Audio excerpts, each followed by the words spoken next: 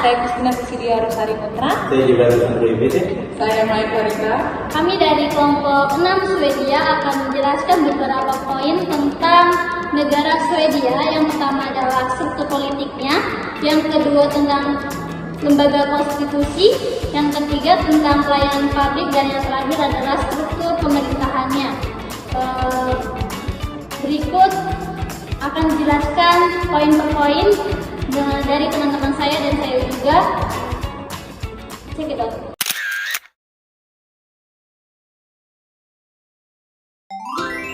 Halo teman-teman, di sini saya akan menjelaskan tentang struktur politik di Swedia.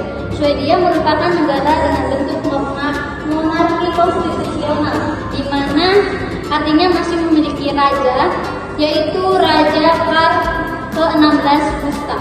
Tapi kekuasaannya dibatasi oleh konstitusi. Peran raja hanya bersifat simbolis dan tidak memiliki kekuasaan politik. Tugasnya mewakili negara untuk mengikuti acara seremonial serta menjadi simbol kesatuan nasional. Bentuk pemerintahannya adalah demokrasi parlementer di mana kekuasaan tertinggi ada di tangan rakyat yang diwakili oleh parlemen atau Riksdag. Pemerintahan dijalankan oleh Perdana Menteri dan kabinetnya yang bertanggung jawab kepada parlemen. Perdana Menteri dipilih oleh parlemen dan harus mendapat dukungan mayoritas, serta memiliki kekuasaan eksekutif untuk menjalankan pemerintahan sehari-hari. Jadi, secara singkat, Swedia menggabungkan sistem monarki konstitusional dengan demokrasi parlementer, di mana raja berperan sebagai simbol negara dan Perdana Menteri pemimpin pemerintahan berdasarkan mandat dari parlemen. Sekian, selanjutnya akan dijelaskan oleh teman saya. Terima kasih atas kesempatan yang diberikan. Sekarang lanjut ke pembahasan kedua, yaitu lembaga konstitusi. Lembaga konstitusi adalah pilar utama yang menopang sistem demokrasi dan tata negara Swedia, memastikan adanya check and balance dalam pemerintahan. Ada 4 poin. Yang pertama itu ada Riksdagen atau parlemen. Riksdagen terdiri dari 349 anggota yang dipilih langsung oleh rakyat melalui sistem perwakilan proporsional. Pemilihan umum diadakan secara reguler setiap 4 tahun. Sistem proporsional ini memastikan bahwa jumlah kursi yang diperoleh partai di parlemen sebanding dengan persentase suara yang mereka terima. Fungsi utamanya ada 3. Yang pertama, membuat undang-undang untuk merancang, membahas, dan mengesahkan semua undang-undang baru di Swedia. Yang kedua, menyetujui anggaran negara yang memiliki kekuasaan eksklusif untuk menyetujui anggaran belanja negara. Yang ketiga, mengawasi pemerintah. Riksdagen secara aktif mengawasi kinerja pemerintah dan badan-badan administratif. Selanjutnya yang kedua yaitu pemerintah atau regeringen. Kepemimpinan Perdana Menteri. Pemerintah Swedia dipimpin oleh seorang Perdana Menteri yang ditunjuk oleh Riksdagen. Perdana Menteri kemudian memilih anggota kabinetnya, para menteri yang masing-masing mengepalai departemen kementerian tertentu. Tugas dan tanggung jawabnya, yang pertama membentuk kebijakan nasional untuk merumuskan dan mengusulkan kebijakan publik di berbagai sektor, mulai dari ekonomi, sosial, pendidikan, hingga luar negeri. Yang kedua, melaksanakan undang-undang.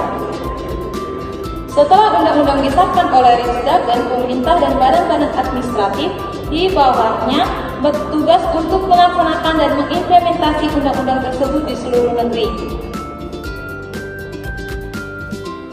Yang ketiga, Mahkamah Agung. Ada lembaga peradilan tertinggi. Dalam sistem peradilan umum Swedia, putusannya bersifat final dan mengikat, serta menjadi presiden bagi pengadilan di tingkat yang lebih rendah.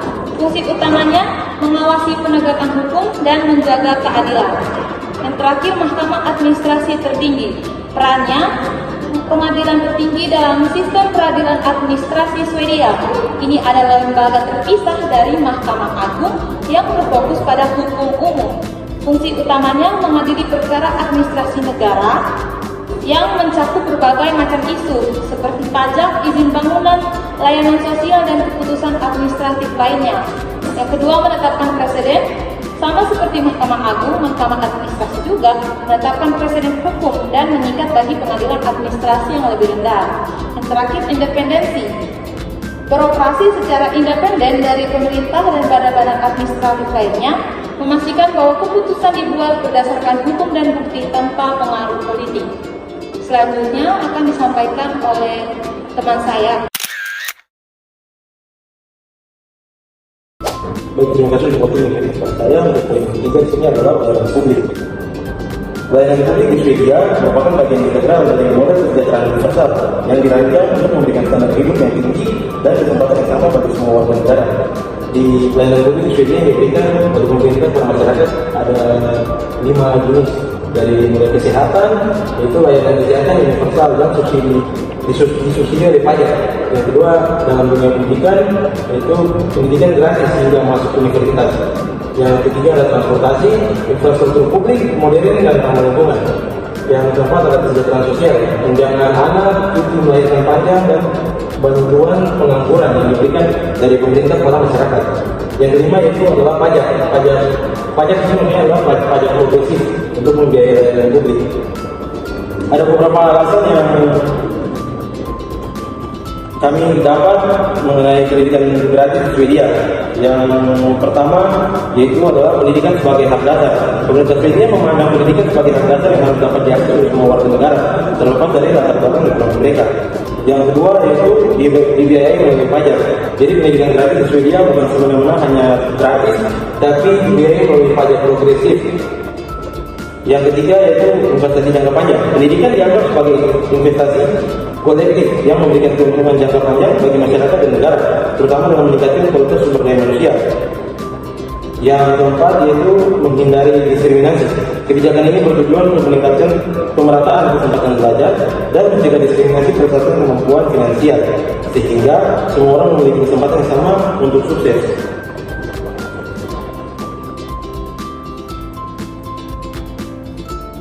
Baik, itu saja untuk pelayanan publik. Selanjutnya akan saya berikan kepada teman saya.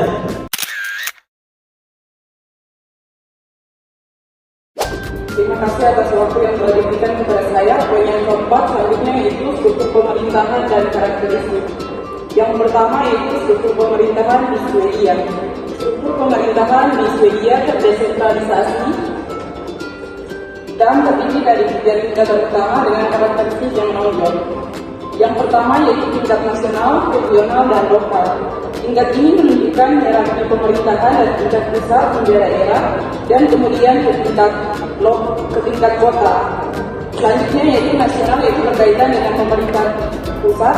Tugasnya yaitu bertanggung jawab atas kebijakan nasional, undang-undang dan administrasi negara secara keseluruhan, dipimpin oleh Perdana Menteri dan kabinetnya. Yang ketiga yaitu regional, yaitu bertanggung jawab atas layanan kesehatan, transportasi regional, dan perizinan regional.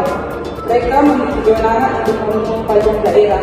Dan yang terakhir yaitu lokal, yaitu yang bertanggung jawab atas layanan lokal seperti pendidikan dasar, perumahan, layanan sosial, pengelolaan limbah, dan air bersih.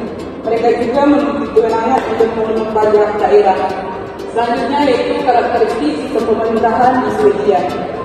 Di sini ada beberapa karakteristik, ada 5. Yang pertama yaitu transparansi tinggi, artinya bahwa akses mudah terhadap informasi publik dan dokumen pemerintah.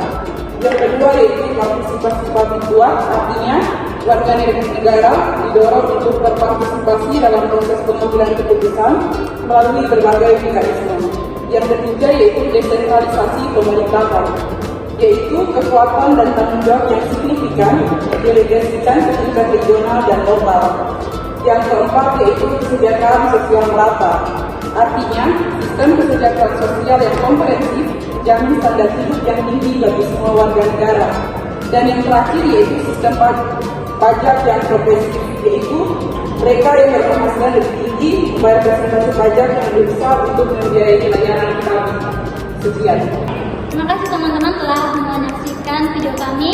Tadi adalah sedikit penjelasan tentang negara Swedia yang telah dijelaskan oleh teman-teman saya, dan sekarang di tahap terakhir adalah kesimpulan.